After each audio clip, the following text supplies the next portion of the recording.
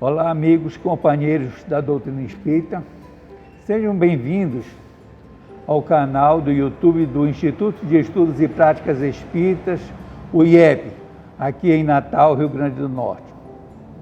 Ante a continuidade desse surto de pandemia do Covid-19, optamos por dialogar com os nossos companheiros e amigos através de palestras gravadas, palestras que vão ao encontro de nossas necessidades básicas, necessidades de força, coragem, afeto, amor, proteção, não apenas para nós, mas para nós, para as nossas famílias, para os nossos amigos, para todos que conosco convivem. Então aproveitemos essa oportunidade para alargar os nossos conhecimentos e conhecer mais de nós mesmos e do Evangelho Redentor do Cristo. Antes de iniciar a palestra, coloque um copo com água diante de você e peçamos todos juntos o auxílio da espiritualidade amiga para que, fluidificando a água, coloque nela os fluidos necessários à nossa saúde física, mental, com consequências na nossa saúde espiritual. Mais uma vez, sejam bem-vindos e aproveitem todo esse conteúdo da palestra. Obrigado. Amigos, sejam bem-vindos para mais uma noite de conversa sobre o Evangelho de Jesus. Hoje, o assunto que nós vamos falar é o imensurável poder da prece, o imensurável poder da oração. O que é que a oração faz conosco quando nós realmente fazemos uma oração buscando todos os requisitos que ela contém e que ela pode nos proporcionar? Esse tema ele está consolidado no capítulo 27º do Evangelho segundo o Espiritismo, cujo título é Pedi e Obtereis. Diz o Evangelho assim: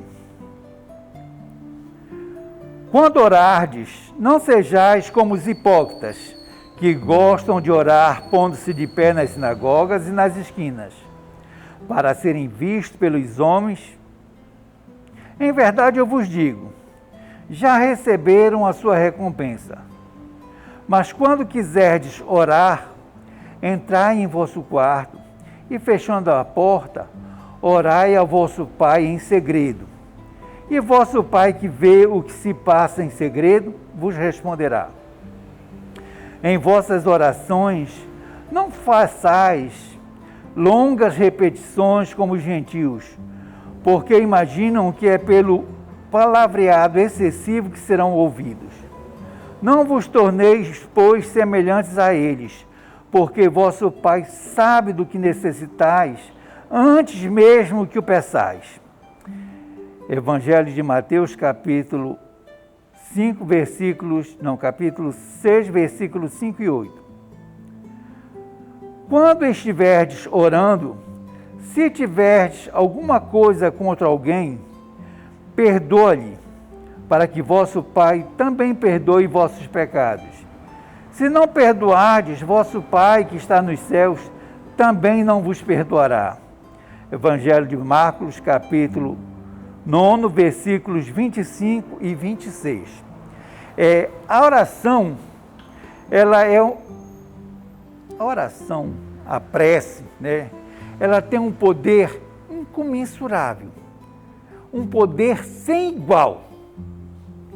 E o poder que a oração nos proporciona é poder abrir as portas do infinito. Olha só a força que uma oração tem. Ela abre para nós tudo aquilo que Deus nos prometeu nas leis deles. E para que a gente possa fazer uma oração, para que a nossa oração ela possa ser sentida, nós não precisamos de muita coisa, não. Nós não precisamos pensar que é pelo número de palavras que a gente diz que a nossa oração vai ser ouvida, vai ser percebida. Não é isso. A nossa oração, para ela ser percebida, ela tem que ser alicerçada nos nossos sentimentos. Ela tem que estar conjugada com tudo aquilo que nós sentimos. E quando nós sentimos coisas equivocadas, a gente colocar o pedido de auxílio na nossa prece por aquelas coisas equivocadas que nós mencionamos.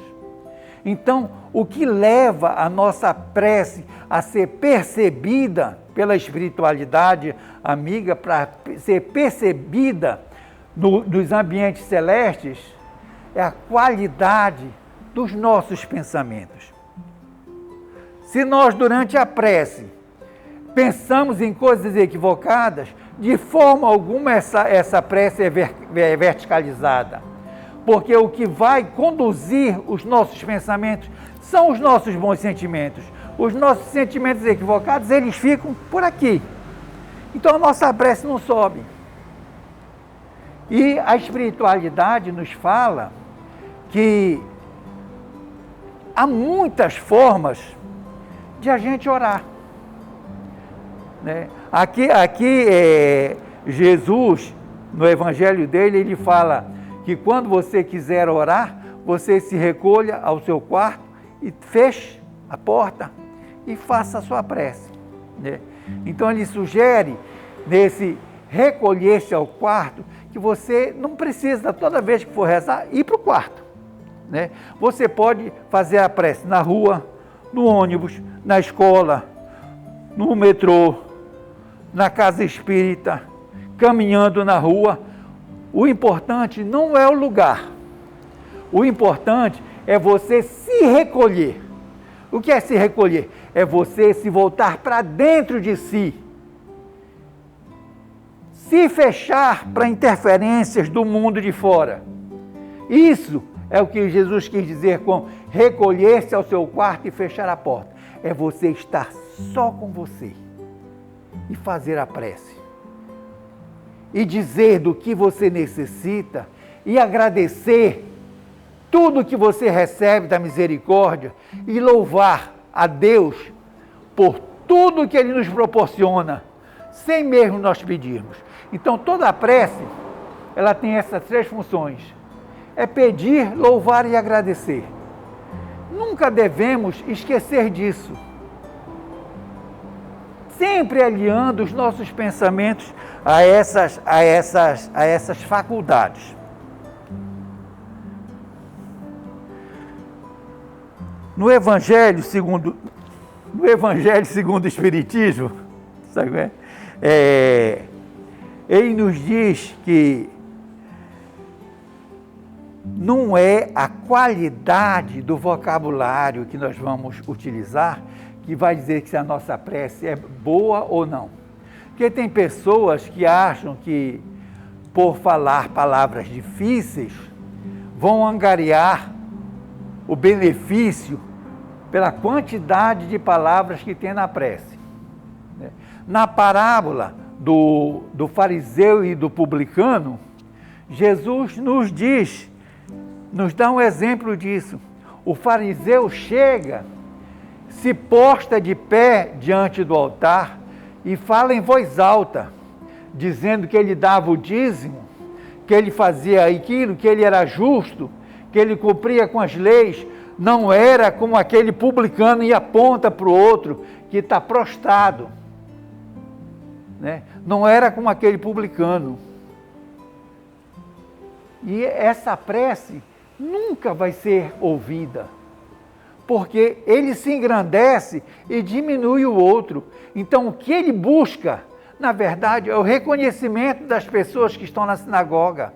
E muitas vezes, quando a gente faz preces muito rebuscadas, o que nós estamos querendo é o reconhecimento das pessoas para o nosso aspecto literato. E, na verdade, isso não nos conduz a nada. O que nós precisamos é verticalizar, tal qual fez o publicano. Sabe como é? Que reconhece todas as falhas dele. De joelhos, ele não tem coragem de levantar as faces para o alto, envergonhado.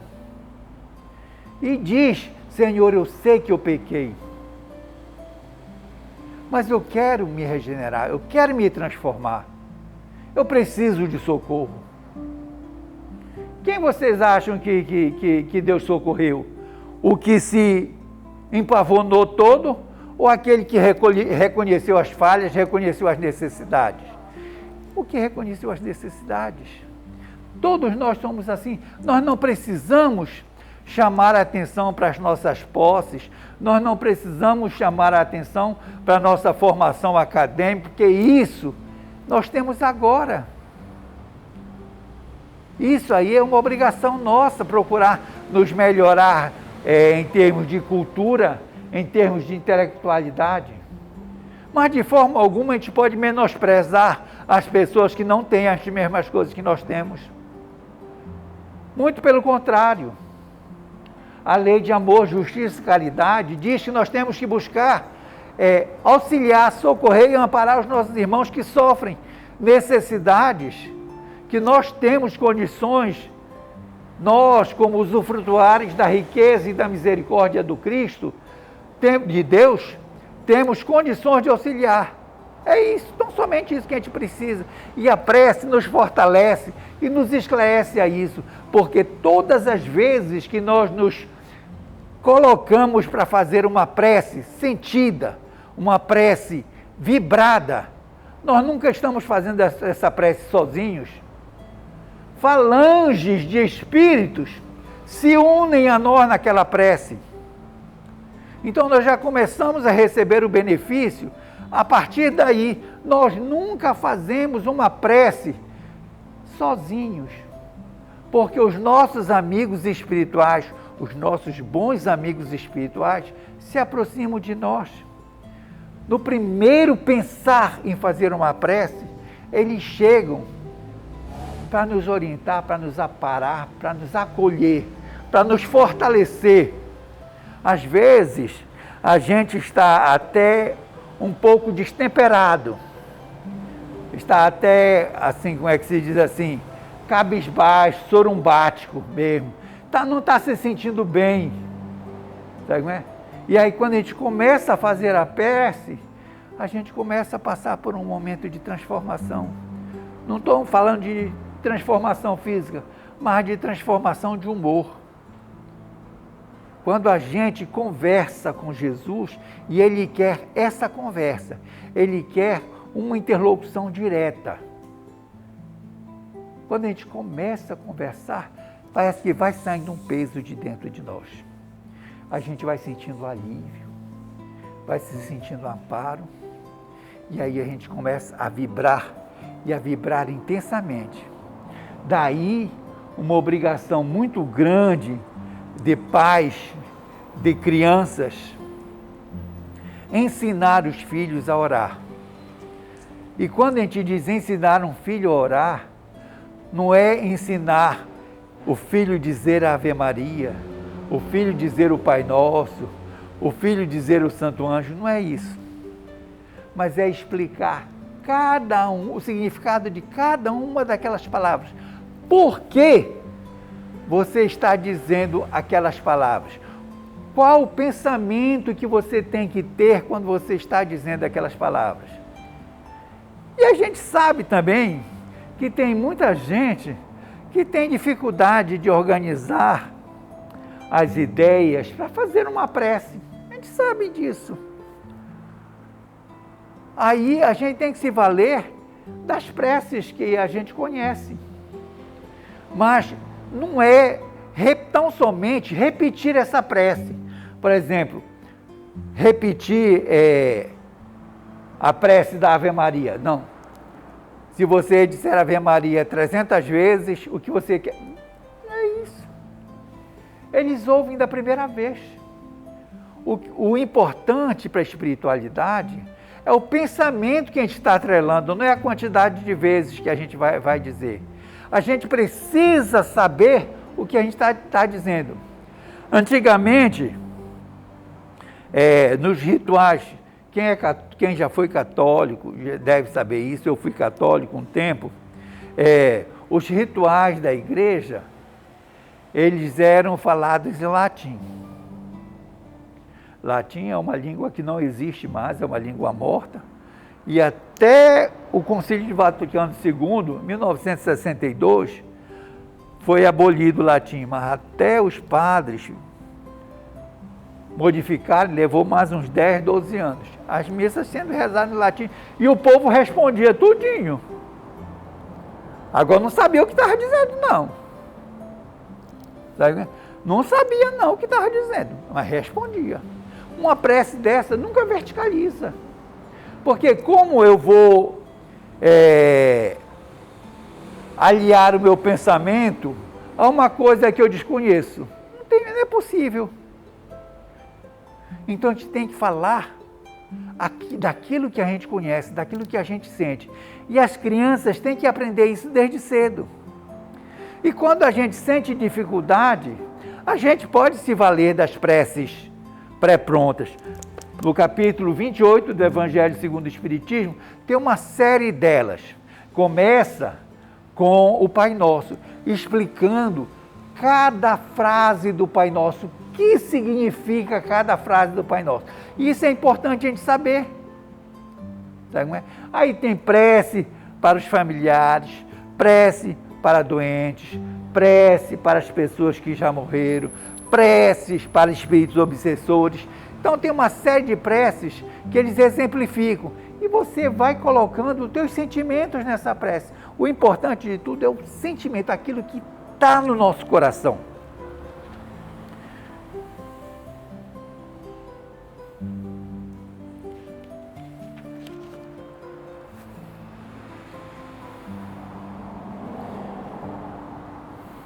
A propósito, vale lembrar uma frase que está escrita na introdução do Evangelho segundo o Espiritismo, que diz assim: fé inabalável só é a que pode encarar face a face a razão em todas as épocas da humanidade. Quer dizer, a gente precisa aliar a esse sentimento, ao nosso sentimento na prece, a toda a nossa invocação feita na prece, a certeza de que aquela prece está sendo ouvida. Eu não posso fazer uma prece simplesmente por fazer. Eu tenho que acreditar. A fé é acreditar que aquela prece está sendo ouvida. E eu tenho que ter a esperança de que, em ela sendo ouvida, as minhas necessidades espirituais serão atendidas. A fé, ela é a mãe da esperança e mãe da caridade. E todas as vezes que eu faço uma prece por alguém, na verdade eu estou praticando um ato de caridade. Orar pelo benefício e pela necessidade das pessoas é uma forma de você fazer a caridade imaterial. A caridade material, ela é importante, ela ajuda muita gente, mas a caridade imaterial vai trabalhar o âmago daquele a quem a gente dedica a prece. Tá? O Evangelho segundo o Espiritismo, este ano ele está completando 157 anos de que ele foi lançado.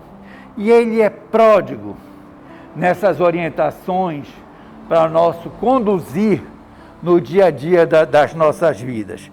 Tem uma passagem nesse capítulo mesmo que ele diz assim: pela prece obtém o homem o concurso dos bons espíritos que acorrem a sustentá-lo em suas boas resoluções e a inspirar-lhes ideias sãs. Ele adquire, desse modo, a força moral necessária a vencer as dificuldades e a voltar ao caminho reto, se deste se afastou. E nesta mesma linha de pensamento, Raul Teixeira, há pouco nós estávamos conversando sobre ele, ele psicografou uma mensagem no Espírito chamado Joanes, né? Num livro, o nome do livro é Para Todo Dia, né? São livros de orientações para o nosso dia a dia. E nesse livro ele tem uma mensagem de um espírito amigo que diz assim: a vibração da mente que ora tem o poder de iluminar consciências, de clarear discernimentos, trazendo solução para os diversos problemas de difíceis aparências. Iluminar consciência. Vocês sabem qual a força de iluminar consciências? Uma questão: onde está escrita a lei de Deus?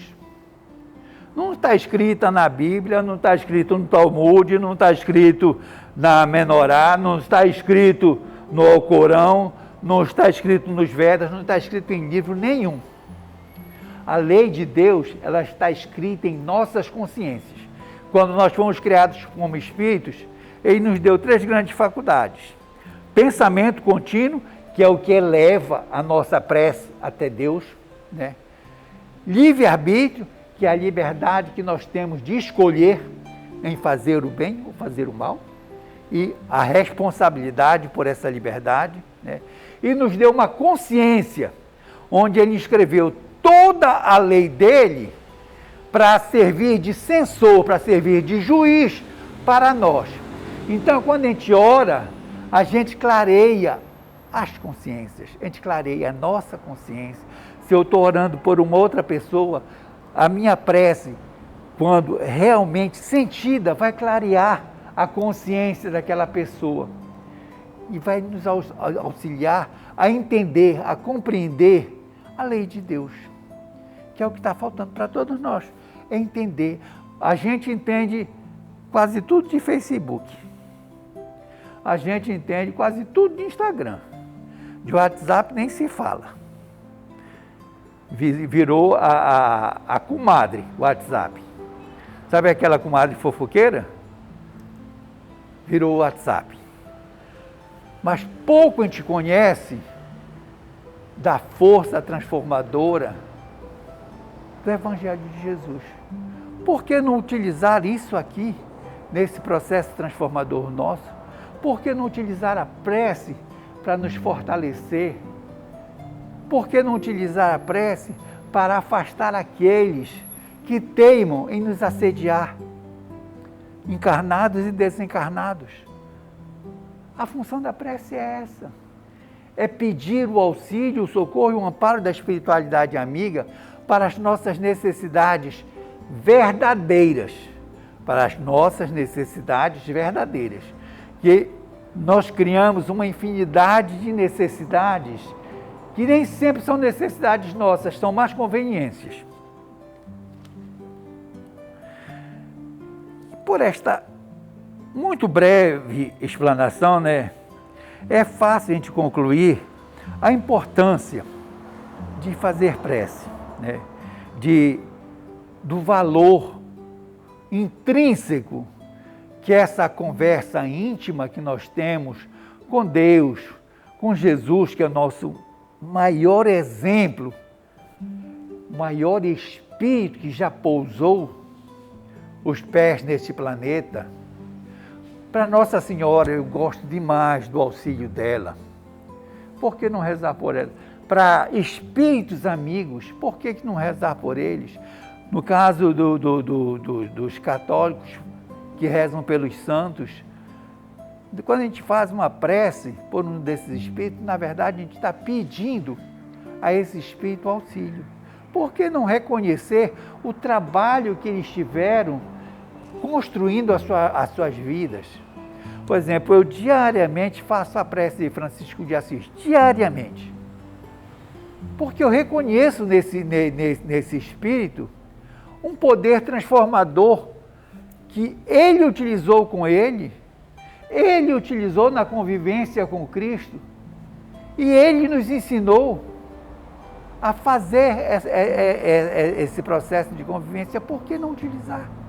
Então é isso que a prece vai nos proporcionar, sabe como é?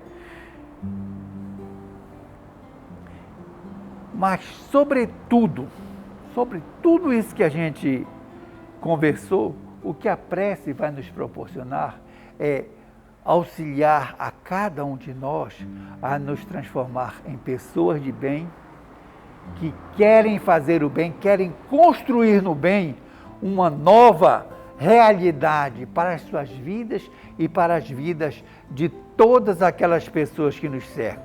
Esse é o verdadeiro sentido de que nós estamos fazendo aqui. É buscar o amparo, o socorro e o auxílio da misericórdia dos bons espíritos e socorrer, auxiliar e amparar aqueles que conosco vivem neste mundo de provas e expiações, começando em nossas famílias. Que Deus nos abençoe hoje e sempre. Finalizada a palestra, nós agradecemos a sua atenção, agradecemos ter sintonizado em nosso canal e agora pedimos que você beba da água que você colocou para fluidificar. Certamente auxiliará a você, auxiliará com os fluidos necessários à sua saúde, notadamente a sua saúde mental e espiritual. Boa noite.